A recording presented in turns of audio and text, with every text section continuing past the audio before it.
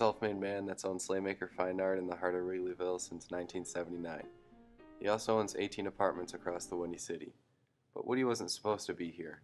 At first, art wasn't his passion. He didn't love it. I hated it. I wanted to go do sports. I was going to be a professional football player, I thought. So I didn't want anything to do with art. As soon as I got done with being forced to do art, I ran away and played football. So I didn't want to do art. But somehow, Slaymaker would be running right back to what he was raised on, art and music. I got out of school with a music degree. I toured, couldn't make enough money. I went to my mother, who was a professional artist, and I said to her, "Gee, Mom, I'm not making any money. I'm just like breaking even, staying in Holiday Inns. What do I do?" She said, "Why don't you go talk with my art publisher, Paul Zuger? I hear his salesman make a lot of money." So I went and I worked for Paul Zuger. He moved me to Memphis, and he moved me down to Dallas. I worked various territories.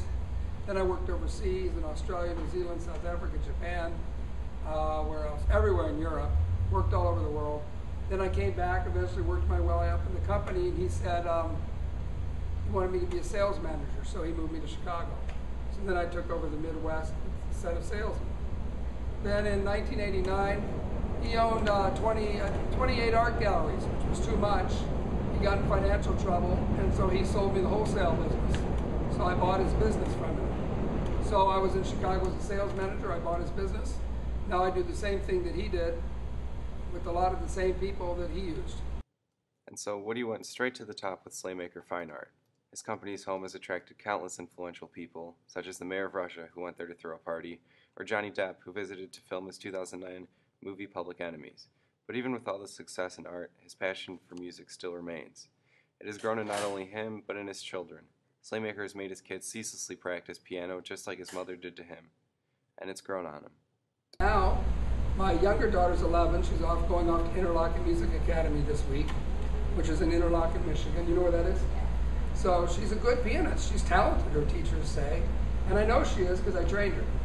And my older daughter is now the piano player. She's the pianist for Francis Parker Jazz Band. So she's 13. She's got a horn section behind her, a rhythm section. She's got trumpet. She's got saxophone. As successful as he is, Slaymaker has picked up on a lot in his life. One important thing he learned is that decisions in youth are pertinent to the future. Figure out your goal. Is your goal to get rich? Find that first. If your goal is to get rich and have money, it's a different path. If your goal is to be a nice person and help others, that's a completely different path than trying to get rich. They're not the same thing at all. They don't operate from the same point of view at all. But even though Slaymaker didn't do just that, he had a passion and he keeps it alive. Maybe that's all that really matters.